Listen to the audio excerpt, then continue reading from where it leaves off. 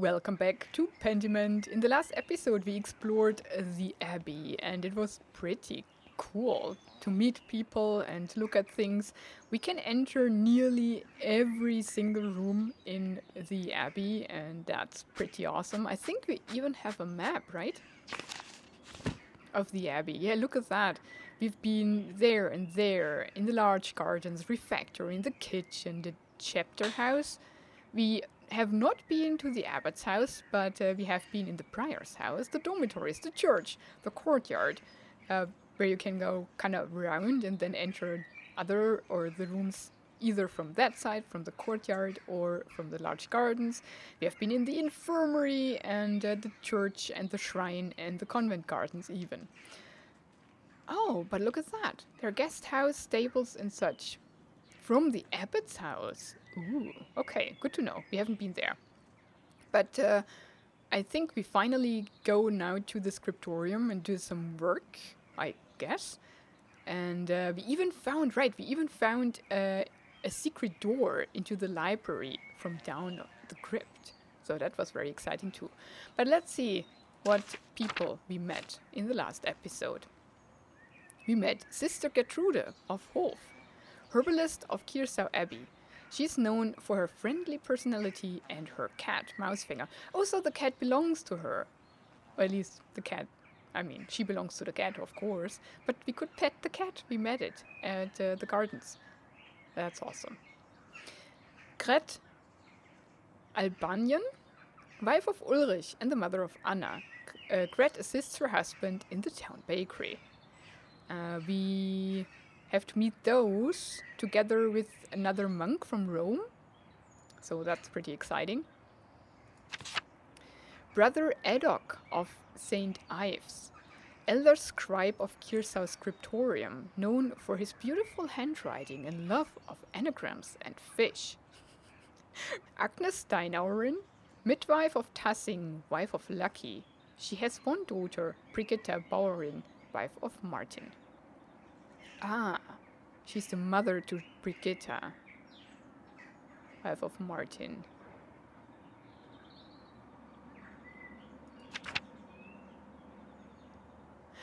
Brother Florian of Poznan, formerly a mercenary in Poland, Brother Florian is the Abbey's infirmarian. Despite his violent background, he's known for his kindness and calm demeanor. Yeah, he was very nice. I was wondering why he had lost an eye, so it must have been in combat. Brother Lucas of Fügen, Kitchener for the monks of Kirsau Abbey, works with Brother Voislav. He's nice. Okay. Cool. No new entries here. Well, let's get to work, shall we? First, we look at everything though. Where's the library? Bailey. Guy. Ah, that's Adok. And they're both painting. He's writing, and he's illuminating, I suppose. No, he's writing too. That might be ours. Piero, he's illuminating. Yeah. You even can see it. So they are writing or copying the scripts and he's illuminating them. That's so cool. These details, right? It's awesome. That's the other door we saw. Can we not get into the library? Dang. Okay. Let's disturb people. Good day, Andreas. How's your morning going, Brother Guy? It's fine. More contracts for the abbot. Which would you rather be making, contracts or manuscripts? I honestly don't care, Andreas.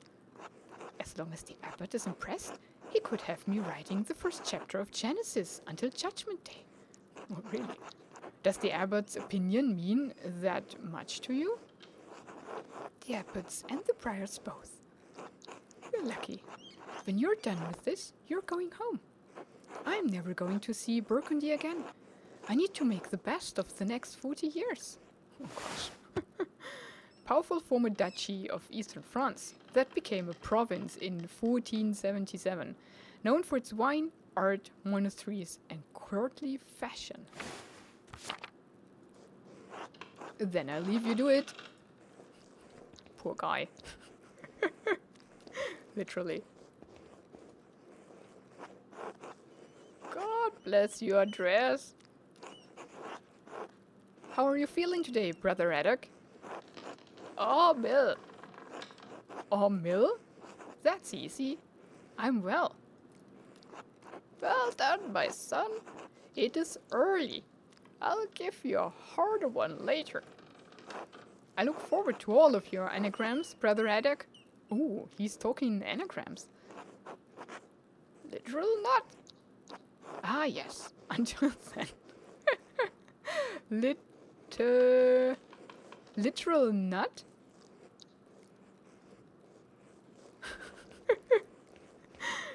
Oh, that's funny.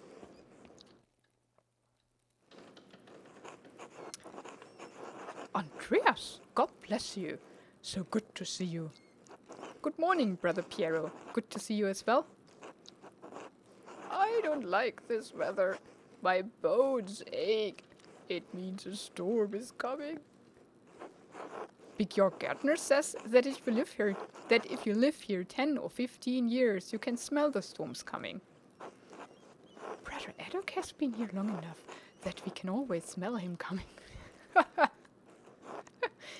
Do not forget, Brother Guy, the fate of the youths who cheered the age's prophet Elijah outside of Bethel. Are you comparing yourself to a prophet, Brother Haddock? I am comparing you to an impudent youth whom the Lord, in his ineffable wisdom, may choose to strike down. They're bickering at each other, that's so funny. Brother Guy, please show more respect to Brother Haddock. You're being mean-spirited. Calm yourself, Brother Haddock. You're too sensitive for guys' jokes. Oh. I'm old, Andreas. Every slight against me stings with the fire of 1,000 wasps. Oh, I didn't read what he said. But I will pray to God for the strength to endure this wickedness. Well, everyone seems quite lively. I suppose that means Prior Ference is not overseeing us today.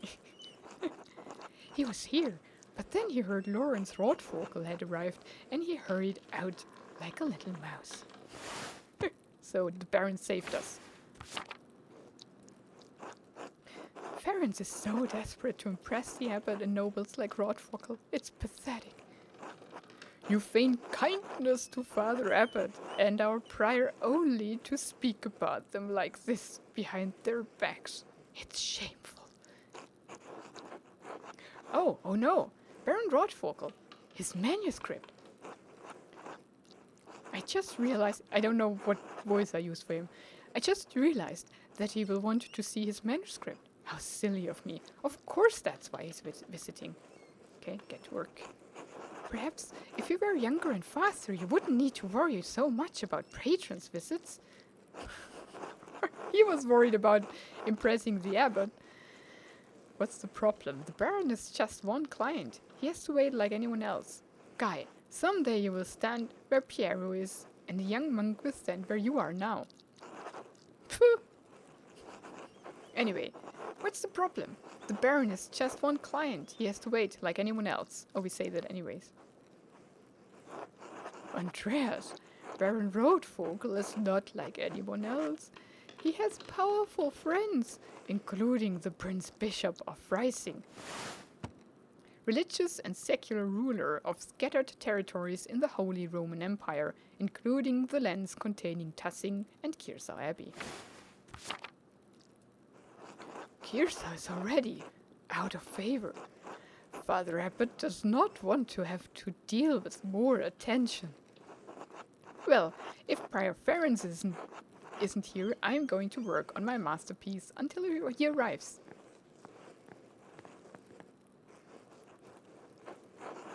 Oh, that's right.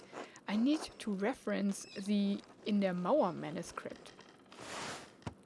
A prominent family of the Swiss Confederacy of Austria.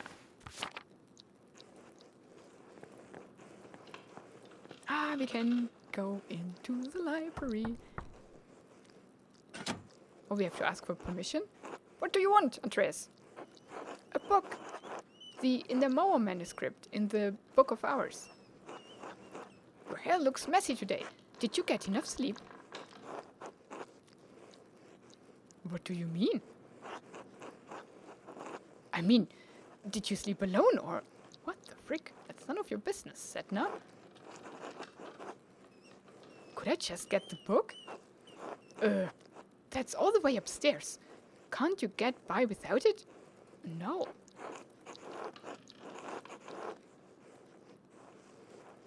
I'm sorry, but I really can't. I need to reference it for my work. Really? My feet hurt, and the stairs are too steep. I'm just going to ask Illuminata to get it. Oh man. She looks so sad. Sister Illuminata! Andreas needs help finding a book, and I don't know where it is. Andreas? Sister Illuminata, I'd like to borrow the In der Mauer manuscript in the Book of Hours. Oh yes, I overheard. Here, please return it promptly. Thanks.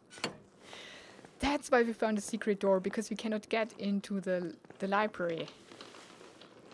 Otherwise. What are you doing? Andreas, may I see how your masterpiece is coming? Of course, your opinion is always welcome. Oh. Yes, the composition is lovely. There is a joyful spirit in your arrangement of the figures. The contrast of colors is also quite nice, rich and beautiful on their own, but not overpowering the scene.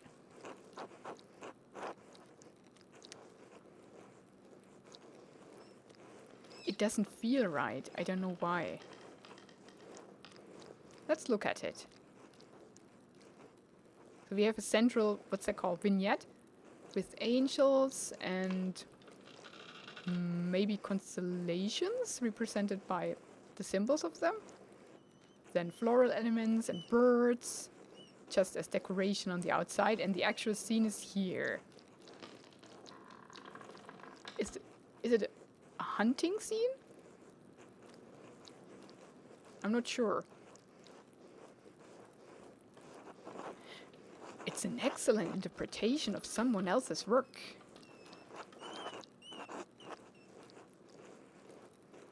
That's what clients want. What do you mean? It's all my work. Maybe it references some other illumination? That's what clients want. That's a stupid question. I mean, he's a painter after all, so he knows what he's doing, I hope. What do you want? Where are you in this work? Yeah, that's the questions we need to answer.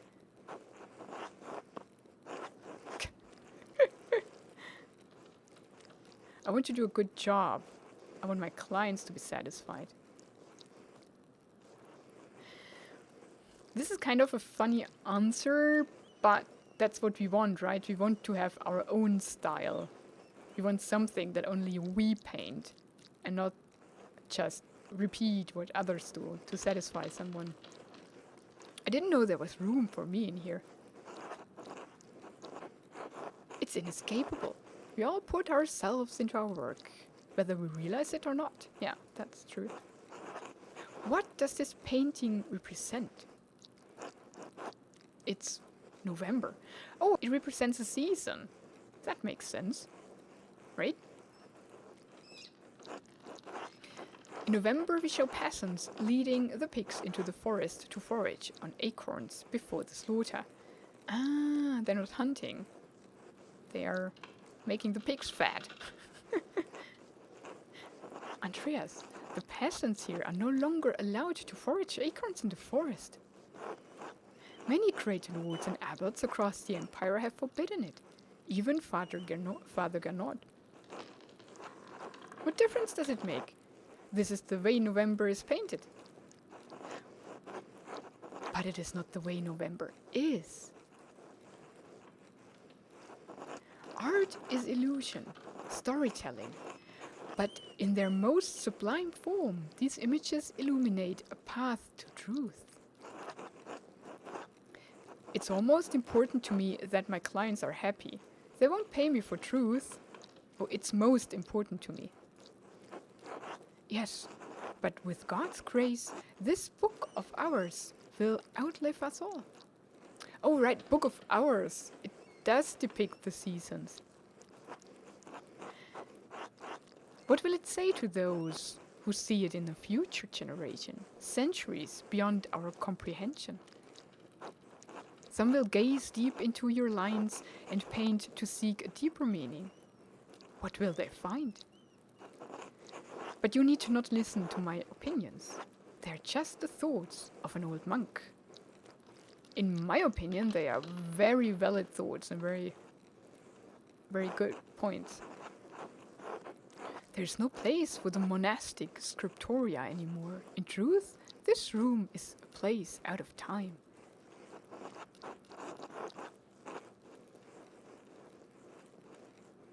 Does that make you sad? Why is that? Why has Kierstau kept this up for so long? Does that make you sad?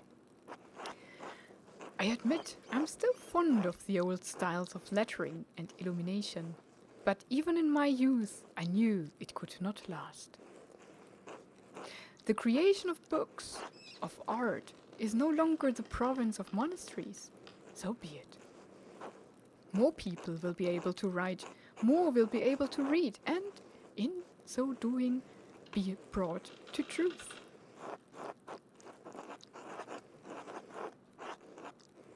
It's funny that we are now in a stage, in a post-truth stage. There's so many people capable of reading and writing, which is a very good thing. But now everybody can read and write, and there are people that just invent their own truth to deceive people. So we are in a post-truth world where everybody can just say and write whatever they like to on the internet, and there will certainly be people who just believe it without background checking. So that's a problem too. But yeah, these are our problems that we have to solve. But it's pretty funny, right? How things turn out. Don't you think there's a danger in anyone being able to write, anyone being able to read? No, I don't think. I think it's the best thing. Educate people, but then you have to consequently educate them, right? And don't leave out the poor. Give them the chance to be as educated as those who can just afford it. That's the problem of our society, I think, that we leave people behind. And those people then feel left behind because they actually are left behind, and that causes other problems. So, yeah. Make education open for everybody and the same level of education. I think that's a problem too. And yeah, give people the tools to interpret what they read and to check them. Because if you don't have the tools in your repertoire of thinking, then of course you believe every bullshit somebody writes down. And yeah, just prepare people for our age of over-information. I think there will be always a place for artists like you and Brother Adak. Guy. And Brother Guy. This will be remembered. It's kind of you to say so, Andreas. But you need not be concerned for me. I have lived a long life, and am happy to have served the Lord. When He calls for me, I am ready. That's good. Ah, yeah, no. Time moves on.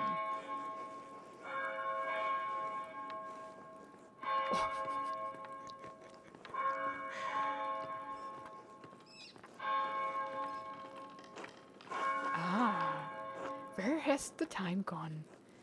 It is already terce?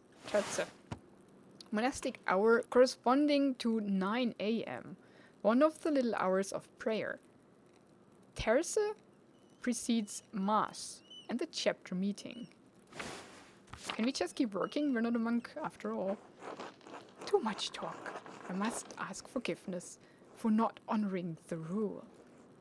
Until later, Andreas. No. Talk all you want. It's very, very enlightening. Until later.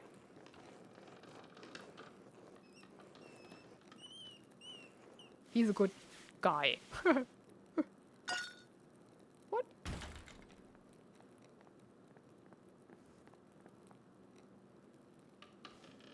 Is that Ferns? Yes, that thing. He's deciphering something. I need to read that.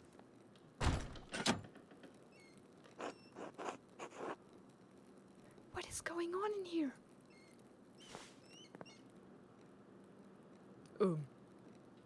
What is going on?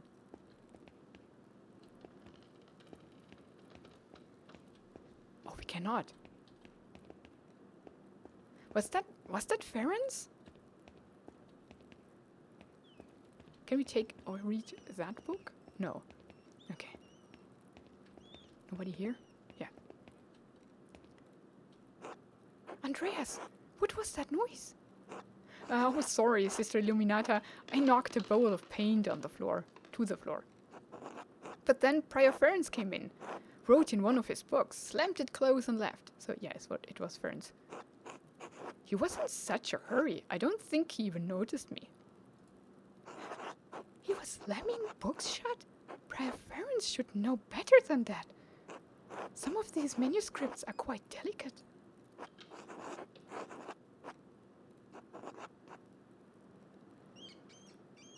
Yeah, I fully agree. Delicate or not, all books should be treated with the utmost care. At least in this time. I mean, you couldn't just, print them. I mean, yeah, you could print them, but even printing was still quite expensive. So now we just copy books in the thousands. Not back then. Many contain precious wisdom that can aid even the enlightened in growing closer to God. They should be protected and cared for. Which is why books should not be taken out of the library unless it is necessary for divine reading or work in the scriptorium. Oh, I don't agree with that. Lectio Divina is the thoughtful reading of and meditation on scripture. The practice leads to prayer and contemplation. It is a daily part of life in Benedictine communities.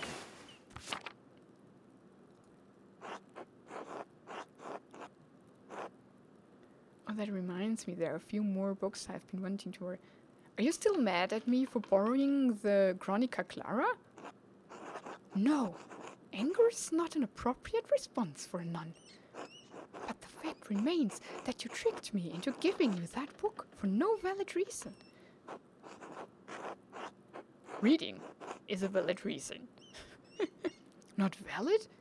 It is not valid to want to see the work of one of the great Irish scribes? One who wrote the masterpiece that even now grace libraries at Cologne, Fulda, and Mainz? I know all these places. Large, powerful, free imperial city on the River Rhine. It is a major hub for commerce between Italy and the Netherlands. It is also a popular site for pilgrims, as its cathedral contains relics of the three wise men, represented as crowns on their arms. And Mainz, located on the Rhine River, Mainz is the home of the Archbishop of Mainz, an elector of the Holy Roman Empire and Primas Germaniae, the Pope's substitute north of the Alps. They have a very cool Roman theater there. Fulda, town built around an old Benedictine abbey near the center of the empire. Fulda's abbots are imperial princes and wield great power. I've been to Mainz and Cologne, not to Fulda yet, though. No, it's not. Not unless it pertains to your work, or the abbot permits it. Yeah, that's just ridiculous. Reading itself is the reason to read anything. And to gain more knowledge. Now, if you'll excuse me.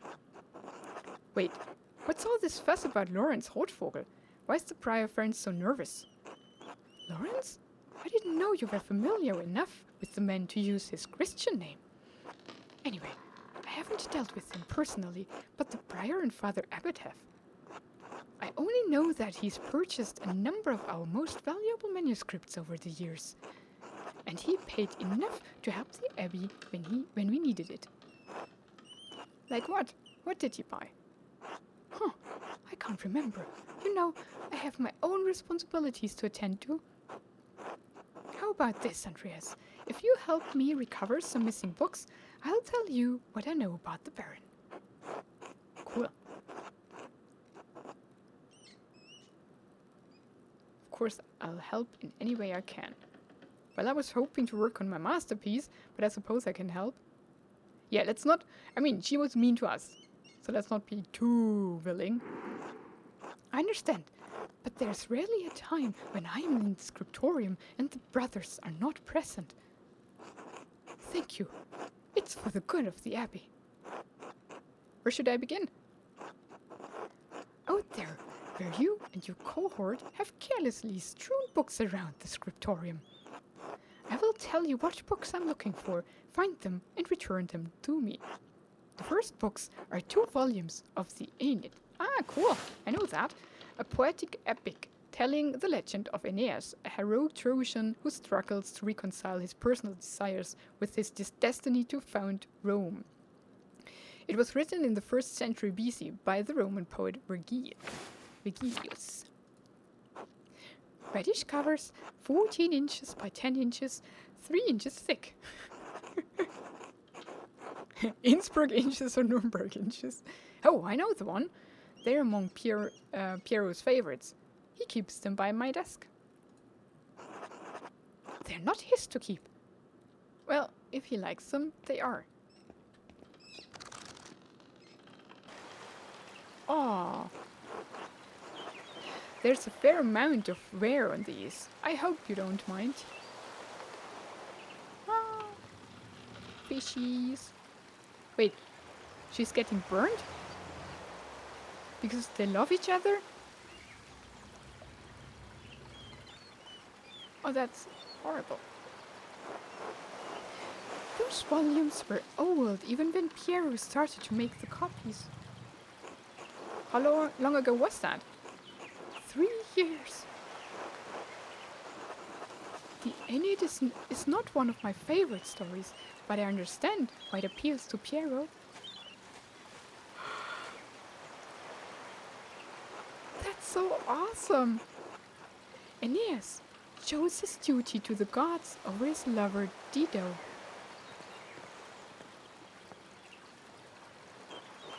Do you think Aeneas' sense of duty appeals to Piero?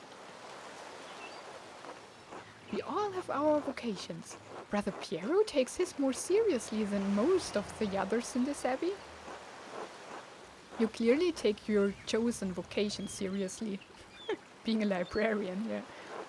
Andreas, I didn't have a choice in my vocation. Few women do. Yeah, that's true.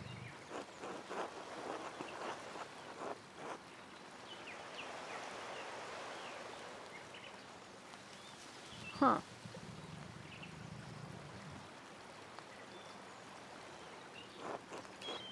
Is it really that bad? Is being a woman that limited? I mean, yeah, in those times, definitely. How would you know? True. She knows her life better than I do. Yeah, definitely. True, but that doesn't mean women can't take pride in their vocations. In the City of Ladies, Christine de Pizan defended women of all classes by showing their value to society. One of the most renowned female authors of Western Europe, Christine was a court writer for 3 dukes. She is well known for the book of The City of Ladies and The Treasure of the City of Ladies, works that defended women and offered advice to women of all backgrounds. Oh, I have to look into that. An admirable effort, but even if we do exactly as we are told, we are portrayed as vehicles of sin. Yeah, that's really bad. And true.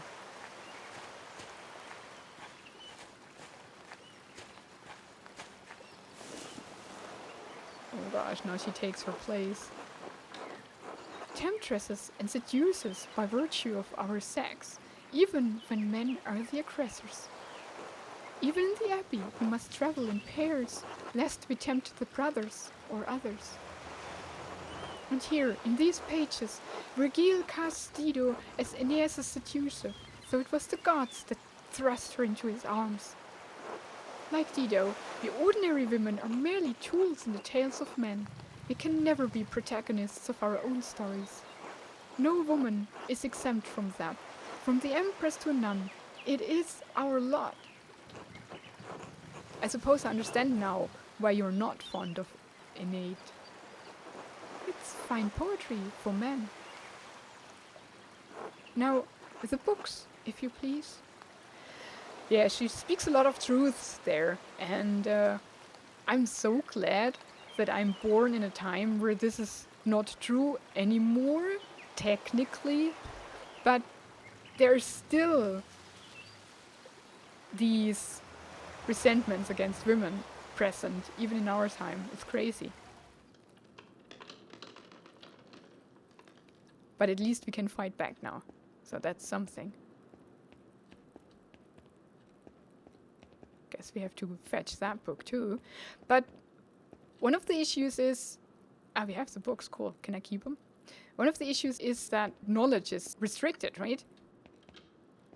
It's so important to have open access to knowledge of all kinds. Thank you. Next, Wretched Guerin. This is a printed copy. Green cover, diamond pattern. Yeah, it's the book back there.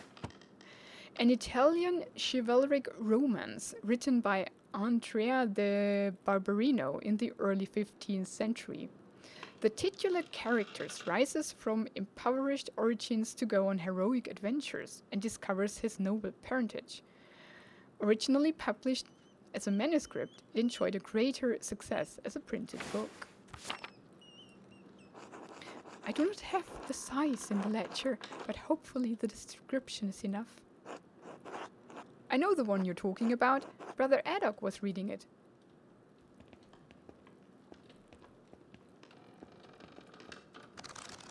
This is so cool and well done.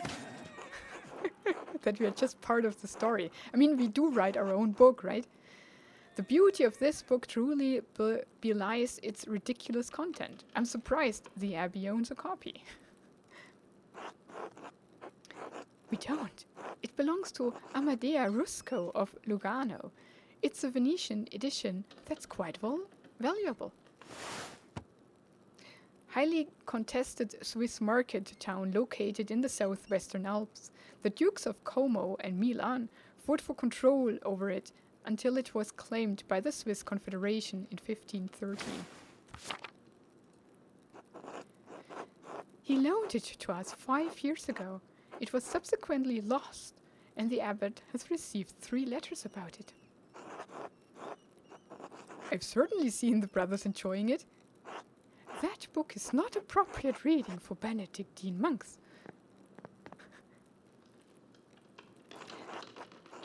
A baby is sold to pirates, raised a servant, then lives a life of adventure, wooing princesses and fighting in tournaments. That's awesome. Makes for a good story. You forgot the best part. In the end, Guerin learns he has royal blood, the son of a duke. He reigns as a king and dies a pious hermit. What's not to love? Benedictines should be dreaming of reconciliation with our Lord, not lusty adventures. What a boring life. What's the harm? Fantasy leads to temptation. Temptation has led to the downfall of many men and women. Sometimes yes, but books like this, it's all the same type of fantasy, isn't it? To die better than we are born? And what's the problem with that? Why shouldn't a peasant dream of being a king? There's neither Jew nor Greek, neither slave nor free, neither male nor female, for you are all one in Jesus Christ. We may be one in Christ, but we are not equal in this world. It isn't this world you should be concerned, Andreas. Well, it's the only one we have, damn it. But the book, Andreas, we must return it. Or would you like the abbot to receive a fourth letter?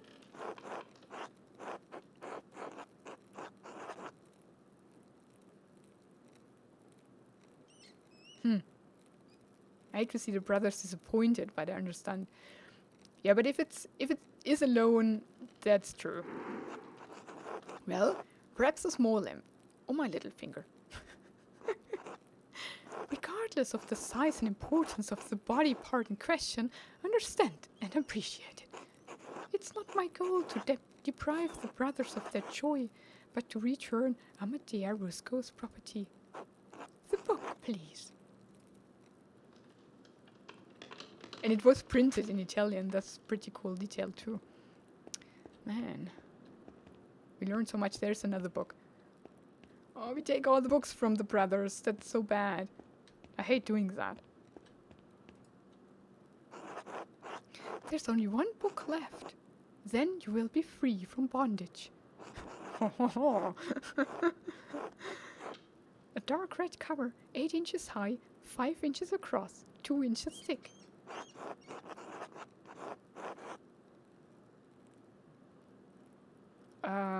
Oh, I remember that. I believe Brother Guy was reading it. Yeah, what is it? I think we'll learn. Oh.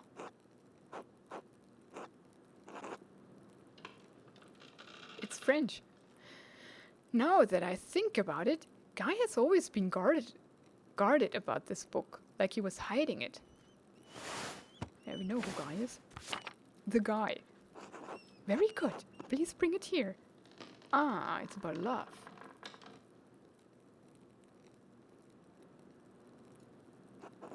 What is this, anyway? Huh. Maybe I should have learned French at some point. Oh, I did, but I forgot it.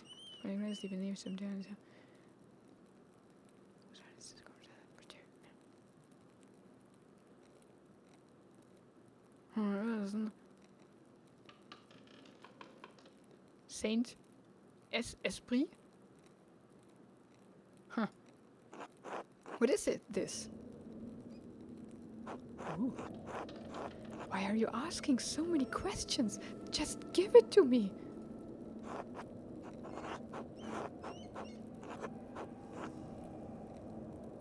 Huh. I haven't asked so many questions. I've asked one question twice, and you haven't answered me. I have good reasons to not answer you.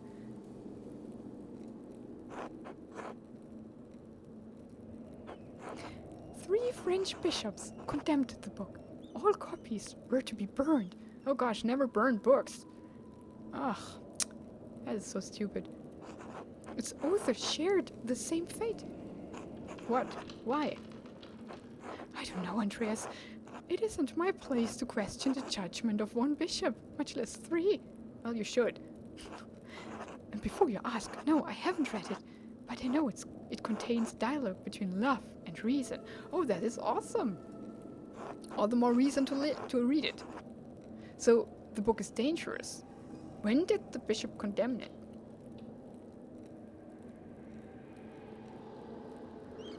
That is so cool. 200 years ago. What? Why? Why is it still there? Because Father Matthias loved books. All books. He didn't want to see it destroyed. Very wise. Yeah, and he was right to do so. Books shouldn't be destroyed, even if their content is in question. The Holy Church does not share your opinion. It is still law. We must contend with not your emotions. This is not an emotion. This is a fact. But we fume silently. It's not my place to question the former abbot's decision, but when Father Gernot learned it was in our possession, he wanted it destroyed. Oh no, can we keep it, please?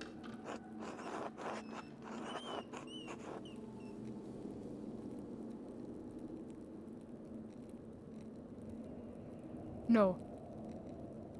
How did Father Garnon even know the book was here? I hope we still will have a choice. Mother Cecilia made a note of it in the inventory when she was the librarian.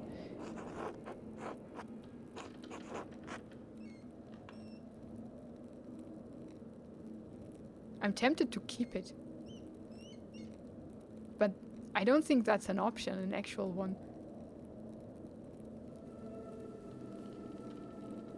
Maybe we can, if we try to be sensitive, we can persuade her to store it away or to hide it. And we know a secret door, so we can hopefully later on steal it or something. Must the book be destroyed? No one even knows that it's here. I do. So do Mother Cecilia and Father Carnot. Okay, then I refuse.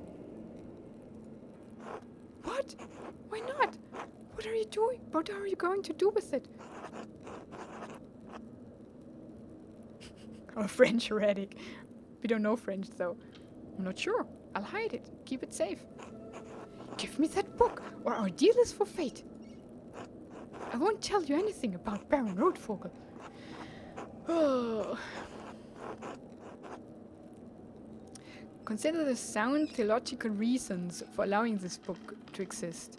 I appeal to your duty as the librarian of this abbey to not destroy this book. I promise a compromise. I will take the book from the abbey, far away.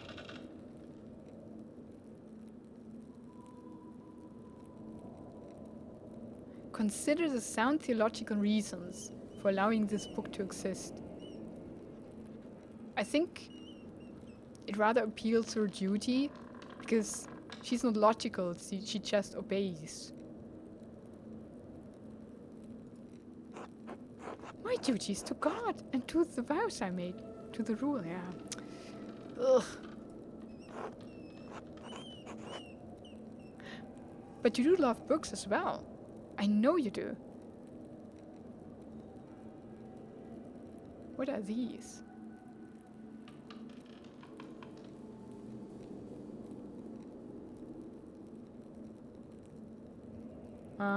That's a minus. So I think these are the pluses we have, and these are the minuses. So my actions do have consequences. I like that. Did we now persuade her? Do we choose something? Books shouldn't be destroyed. How do I... Andreas, I love God. Books contain knowledge that can help bring us closer to His truth. Do not love books as things. I do not love books as things, but I love that books can convey God's truth. It is not my place to judge your love of books, but it is not a love we share. But does the gospel not say hate the sin, but love the Bible, which means book? So... now it's red.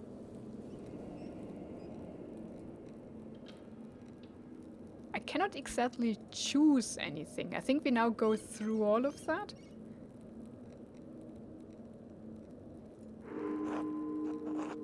No, it does not. Failure. I don't exactly know what happened there. Why did we have first a success, but then a failure? Why? Must everything be blue to actually sway her? Consider the sound logical reasons. Yeah, well, then we try that. More sound than a condemnation from 3 bishops of Paris? Oh gosh. I mean, who are you going to trust? Them or me? Of course them. But that's... yeah.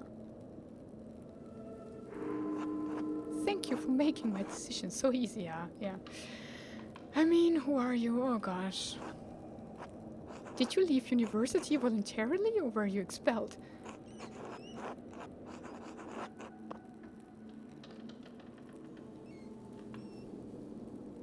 I don't want it to be destroyed. But we cannot keep it. We can maybe steal it later. I mean, we propose a compromise. I'll be gone by the time Father Gernot asks about it, and if you like, you can say I stole it. I doubt he'll make a fuss about me stealing a book he wanted to destroy. I don't like this, Andreas. It feels wrong in my heart. Wow. Why does that weigh so much? Because we did help her after all. I don't think so. That doesn't even make any sense. Yeah, but she's right. Okay, fine. Take it. I understand your frustration, but this is for the best, Andreas. Thank you. No, it's not. There's nothing worse. I mean, there is, but in this scenario. But burning and destroying books you don't like. I mean, no one can decide such things for others. So frustrating. Don't destroy books. I mean, in our times, it's not that big of a deal, right? Because we have thousands and thousands of copies that you cannot erase books anymore from existence. At least not modern books. But back then, there were only few copies around of some scriptures, and you could easily erase them completely from existing. And maybe only a footnote mentions them and is somewhere else, but you will never be able to read it anymore. So that's so frustrating. Oh, then, Baron Rotvogel, quickly, though. We still have the book. No, we don't. I need to finish up here soon.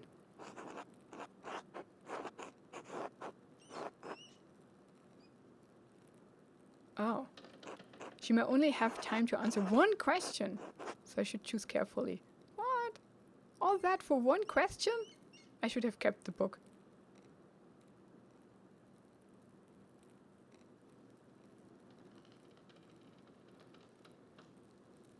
Yeah, we want to know about that.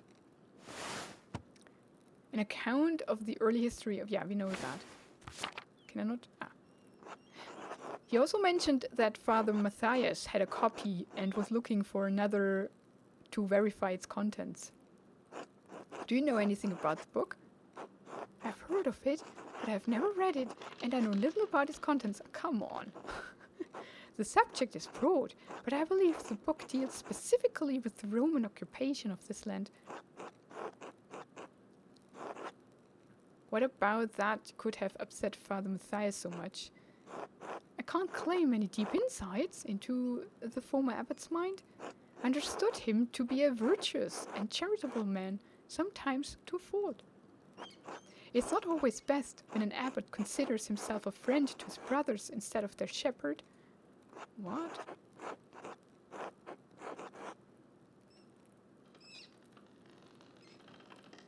To crisis of virtue. Virtue is only found in crisis. Without it, virtues are little more than ideals. So perhaps there's merit in that idea.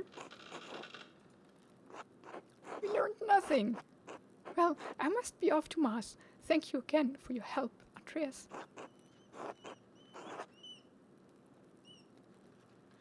Smiled devilishly. I suppose you'll be leaving. Oh no, we don't tell her. That we know. What are you smiling about?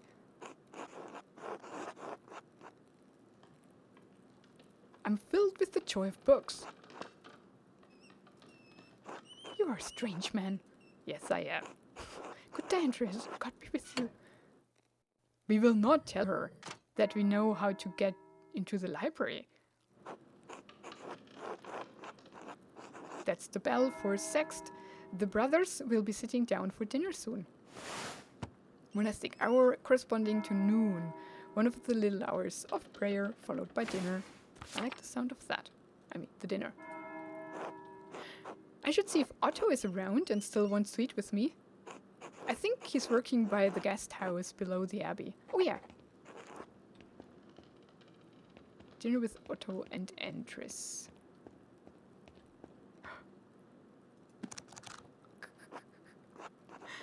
I wonder what Prior Ferenc was doing with this book. Ex Libris. Can I zoom in? Strigonium? From the library of the University of Five Churches. The Hungarians call it PEX. That's where Ferenc is from. Doctor of Theology, Georg of Gran. A friend of his? Did Ferenc steal this?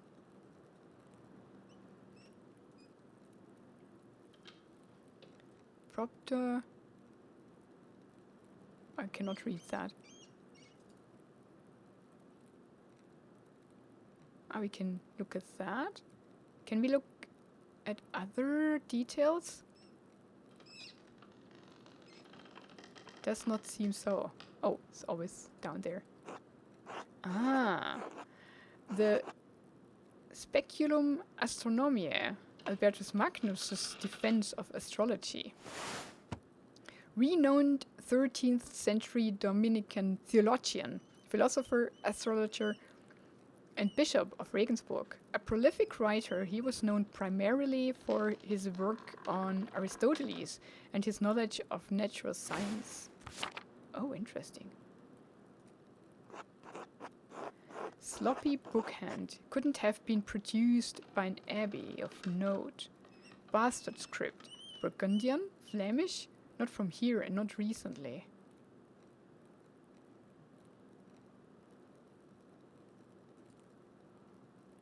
Oh. He made a lot of notes. Does it matter what I click on? That's definitely Ferenc's handwriting between the lines and in the margins.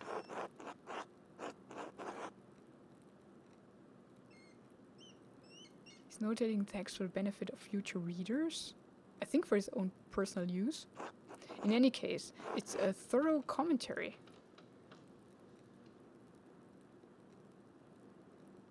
That's just an impression of that. What's this? It looks scribbled, not like Ferenc to be sloppy. And he didn't even blot the ink dry. Yeah. That's what he did, I think. Or what we saw him doing.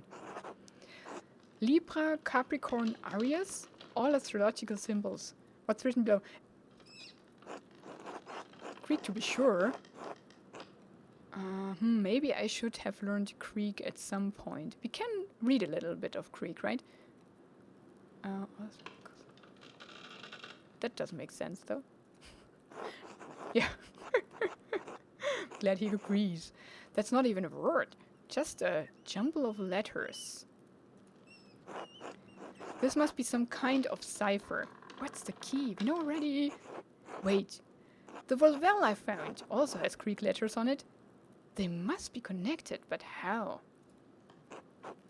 The outer ring of the Volvel is marked with alchemical symbols, but this cipher has astrological symbols. Wait, of course! Each astrological symbol is associated with one of the four elements.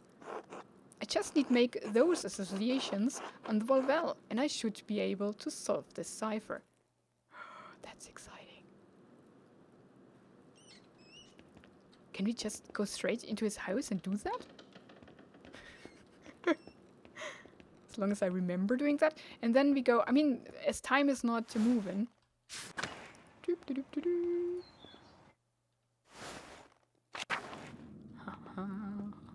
He's not here.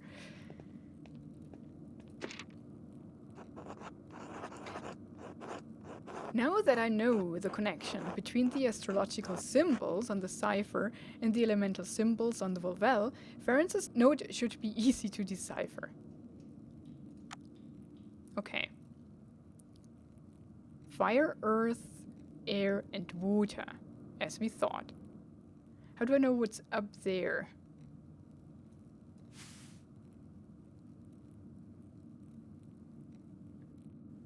We need the corresponding Latin letters to the Greek letters.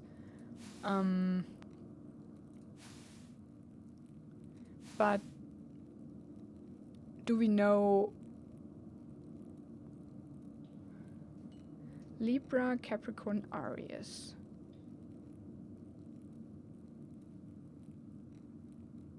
Libra.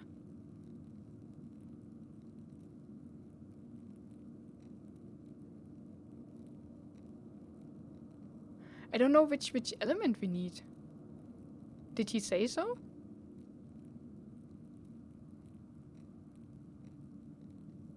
Oh, wait. These are signs for the yeah, oh, I got it. These are these. Okay, so this is in the element of air. In the element of air,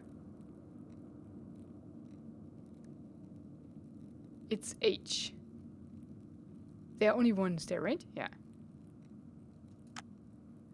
Then this is in the element of earth. And in the element of earth, sigma is this. Oh, it even shows, okay, I don't even have to do that myself. This is in the element of fire. So beta is a chi, a Latin chi. This is in the element of water. So, where are we? He is an E. This is in the element of fire. So a gamma is an R. Higher? Oh, it makes sense. Oh, it makes sense. This is in the element of air. So an yeah, it's an H. Higher. This is in the element of earth.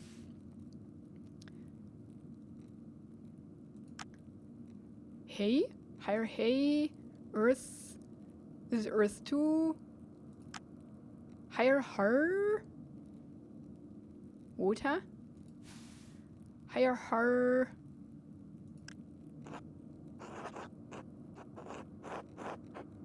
What? Higher heart. Gerhard? As in the late brother Gerhard? Yes, yes. It can't be a coincidence. Okay. Hi Gerhard. Brother Gerhard died sometime last year. How does this connect to him? So he must be on the cemetery. Is it an anagram using Gerhard's name? Did he use his name for abbreviation? Why his name?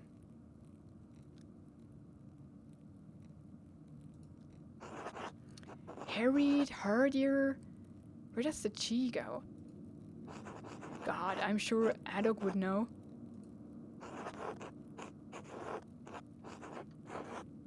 There are 7,560 different combinations to try. Or maybe it's not an anagram. I don't have the time to solve it through brute force. Let me think. Maybe use it as an abbreviation? That's a lot of letters for an abbreviation. A cipher inside of a cipher? Perhaps? If it is, I'm not equipped with a key to solve it, so I must proceed with other options. Why his name? And why higher heart? It could be Greek. Never heard of an Italian or Spaniard named Heigerhard either. Ridiculous.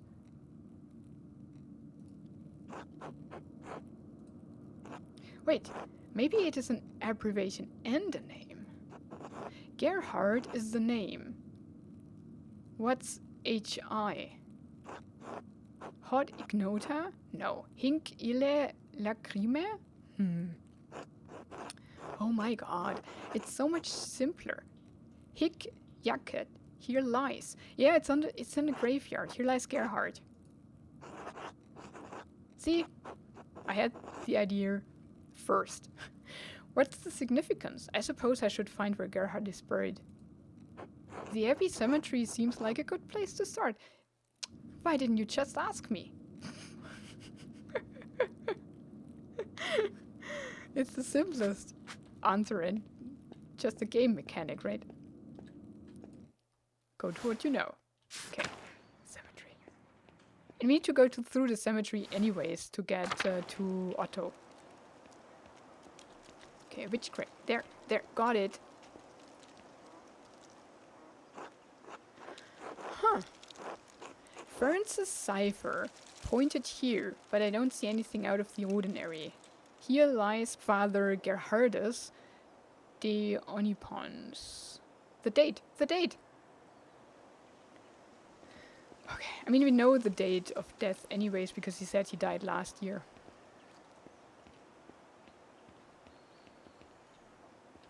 Okay, let's go through the animal pens to the house of the abbot, right?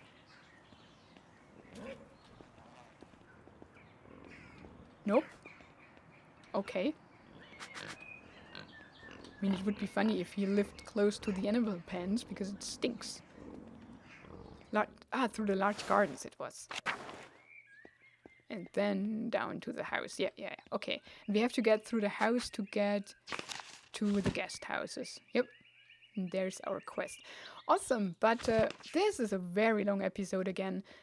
Thank you so much for watching this. Have a wonderful and adventurous day and goodbye.